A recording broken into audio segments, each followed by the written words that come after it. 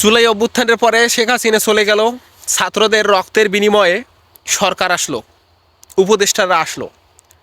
তাদের আমাদের আসলে একটা চাওয়া ছিল যে যারা এই জুলাইটাকে বা এই জুলাই অসংখ্য ছাত্রছাত্রীকে মেরে ফেলছে, সাধারণ মানুষকে মেরে ফেলছে, তাদের অন্তত বিচার হবে এই জুলাইয়ের এই সরকারের আমলেই।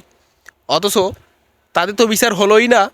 সেই সঙ্গে ওসমান হাদি রিসেন্ট তাকে প্রকাশ্য গুলি করে মারা হলো, তারপরেও তাদেরকে ধরতে পারতেছে না।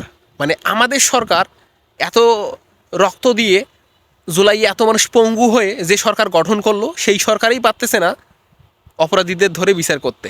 নির্বাচনের পরে যে সরকার আসবে তারা কিভাবে এই অপরাধীদের ধরবে এবং তাদের বিচার করবে? এটি কি কখনো সম্ভব? সম্ভব না। তবে কষ্টটা লাগে এইখানেই যে আমাদের রক্তের বিনিময়ে, আমাদের ভাই বোনদের পঙ্গুত্বের বিনিময়ে যে সরকারকে আমরা নিয়ে আসলাম, ডক্টর ইউনূস ডক্টর ইউনূস সহ শুরু করে আর অন্যান্য যে উপদেষ্টারা ছিল, তাদের উপর একটা আস্থা ছিল যে তারা এটার একটা পুঙ্খানু বিচার করবে, অথচ পারল না।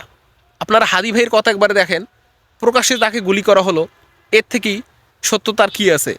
অন্তত তার বিচারটা হোক এই সরকারের আমলে, তার বিচারটা ওই সরকারের আমলে হইতেছে না। বা এর থেকে কষ্ট, এর থেকে দুঃখ আর কি হবে?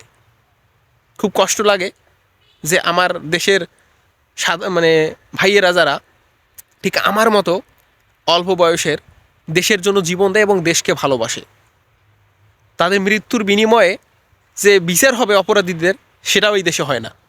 নতুন নতুন কিভাবে হাদি ভাইয়ের মতো এরকম বীর সন্তানের জন্ম হবে আমাদের দেশে বলেন?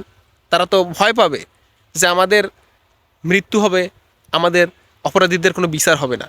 আর যারা অপরাধ করতেছে নিয়মিত, তারাও তো আসলে আরও দ্বিগুণ অপরাধ করবে, যে এই দেশে অপরাধ করলে বা মানুষকে মেরে ফেললেও কোনো বিচার হয় না। খুব কষ্ট লাগে হাদি ভাইয়ের জন্য যে তার প্রকাশ্য খুন করা হলো তাকে, অথচ তার খুনিকে আমরা এখনও ধরতে পারতেছি না, বিচার করতে পারতেছি না। খুব কষ্ট লাগে।